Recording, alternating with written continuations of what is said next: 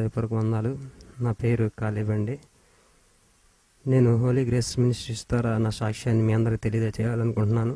ఎందుకంటే నా బాల్యం నుంచి కూడా అంత పాప ఆలోచనతో, పాప తలంపులతో, ఎందుకంటే ఒక మనిషి పాపి రూపముగా ఒక తల్లిదండ్రుల అవిధేయతను బట్టి ఆ పాపం అనేది తల్లిదండ్రుల ద్వారా సంక్రమిస్తూ ఉంటుంది. ఎవరు ఏ పాపం చేయటం చూపించకపోయినప్పటికీ నా ఆలోచనలో, నా తలంపుల్లో, నా కని దృష్టిలో, నా తలంపుల్లో ఎప్పుడు పాప ఆలోచనలు ఉంటానే ఉండేయండి. అయితే ఆ పాపాన్ని విడిపోవటానికి నేను ఎంతగానో ప్రతి క్షణం ఆ పాపాన్ని బంధించుకోవటానికి ఎంతగానో ఆశపడేవాడిని, కానీ ఆ పాపం నాలో నుంచి ఇప్పుడు విడిపోలేదండి. ఎవరు నాకు పరిశుద్ధ జీవితాన్ని గురించి, ఆ పరిశుద్ధత గురించి ఎవరు వివరించలేదు. నా తల్లిదండ్రులు ఏంటంటే భయభక్తులుగా మాత్రమే చెప్పగలిగారు, కానీ దేవుని వాక్యం గురించి నాకు ఎన్నడూ తెలియజేయలేకపోయారు. అటువంటి పరిస్థితులు కొన్ని సంవత్సరాల నుంచి నేనైతే కేవలం 12 సంవత్సరాల వయసులోనే తల్లిదండ్రులు భయభక్తులు కలిగి అందరితో కలిసి, కుటుంబం అంతా కలిసి రక్షణ పొందాము. కానీ ఆ రక్షణ పరిపూర్ణంగా వాక్యం గురించి అయితే ఎవరు తెలియచేయలేదు. ఆ వాక్యము అలా వింటూ వచ్చాము, కానీ ఒకనొకప్పుడు ఒక సేవకుని ద్వారా అదే వాక్యం ద్వారా మరలా దేవునిలో బలపడటం మొదలైంది.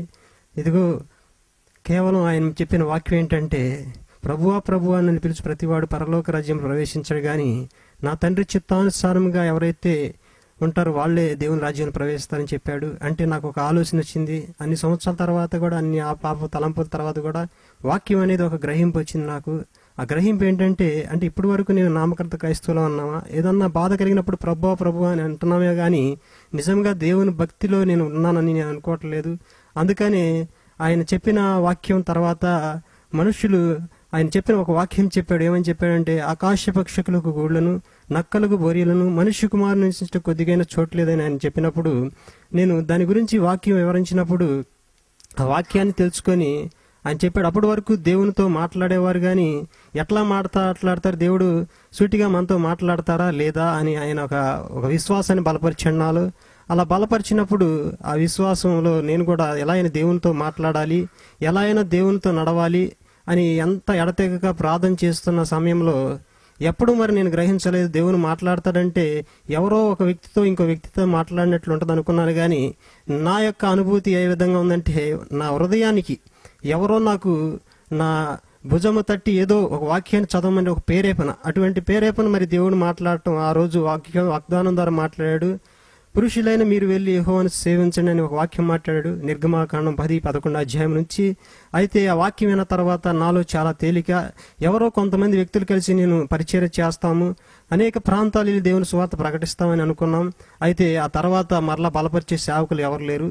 అది కొన్ని సంవత్సరాల తర్వాత మరలా అదే విధంగా పాపంలో పడి పాపంలో జీవిస్తున్న సమయంలో, అనుకోని సమయంలో వెంకటపాల గ్రామంలో ఒకసారి ఈ హోలీ గ్రేస్ మినిస్ట్రీస్ వారు 2011 సంవత్సరంలో మీటింగ్స్ పెడతాకు వచ్చారు.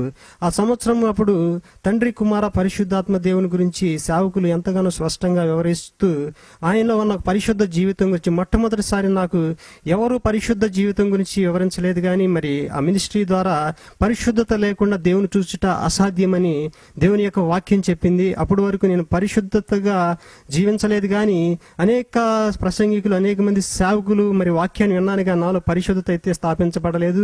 నిజముగా ఒక సేవకుడు ఎప్పుడైతే ప్రేమ కలిగి విశ్వాసి పట్ల ఉంటాడో ఆ సంఘము బలపడుతుందండి. అనేక మందికి సువార్త ప్రకటించే ఒక మంచి ఆశయంతో ఆ పరిచయం ముందు కొనసాగుతూ ఆ రోజు వాళ్ళు నాకు చూపించిన ప్రేమను బట్టి నాలో ఉన్న ప్రతి ఒక్క పాపపు బీజమును వాళ్ళు తుడిచివేశారు. ఆ యొక్క ప్రేమను బట్టి మాత్రమే నేను నాలో ఉన్న పాపాన్ని తీసివేసుకోగలిగాను. ప్రతి విషయంలో కూడా వాళ్ళతో కలిసి అనేక గ్రామాలు, ఎందుకంటే గ్రామాల్లో సువార్త లేదు కనుక ఇంకొన్ని పాపంలో అనేక మంది యవ్వన బిడ్డలు నశించిపోతున్నారు.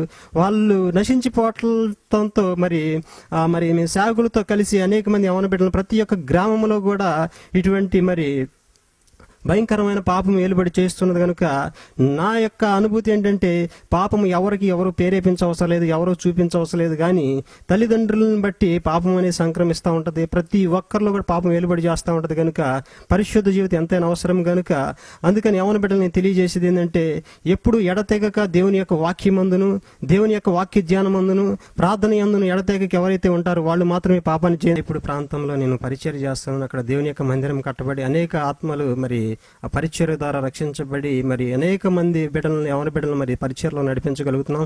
ఎందుకంటే ఒకప్పుడు దేనికి పనికిరాని వాడిని, అసలు ఎన్నిక లేని వాడిని దేవుడు మరి పరిచర్యలో వాడుకుంటూ ఆ ప్రాంతంలో ఒకప్పుడు అక్కడ నేను సువార్త నమ్ముకోక మునుపు, అక్కడ మందిరం స్థాపించబడక మునుపు అక్కడ ఎన్నిక లేనిది కేవలము అక్కడ మరి భూమి విలువ చూస్తే కొంత మాత్రమే ఉంది, కేవలం 10 లక్షల రూపాయల విలువ ఉన్నది. అయితే ఎప్పుడైతే దేవునికి పరిపూర్ణంగా దేవుని మీద ఆనుకొని మరి ఆ ప్రాంతంలో దేవుని యొక్క సన్నిధి గట్టి అనేకమైన ఆత్మలు నడిపించాలని మరి ఎంతో ఆశతో మరి అక్కడ మరి ఒక స్థలాన్ని ఏర్పాటు చేసుకుని అక్కడ మందిరం కట్టుకోవడం ద్వారా మరి దేవుని మహిమకరంగా ఆ ప్రాంతాన్నంతా మార్చివేశాడు. ఎందుకంటే 2014లో మేము అక్కడ మందిరం కట్టడానికి మరి శంకుస్థాపన చేశాం. 2015లో దాన్ని పూర్తి చేశాం. ఎందుకంటే ఎప్పుడైతే దేవుని యొక్క మరి వాక్యము ఆ ప్రాంతంలో వెళ్ళిందో, ఆ మండల చుట్టుపక్కల ప్రాంతాలు ఎప్పుడైతే మేము సువార్త ప్రకటించామో ఆ ప్రాంతంలో దేవుడు ఆశీర్వాదకరంగా మార్చి మరి ఆ ప్రాంతాన్ని ఎంతో ఆశీర్వాదంగా నింపాడు. దేవుడి పరిచర్యలో ఎంతో బలం గాడుకున్నట్లు దేవునికి స్తుతులు స్తోత్రాలు చెల్లిస్తూ దేవుడి పరిశుద్ధ సాక్ష్యాన్ని దీవించును గాక.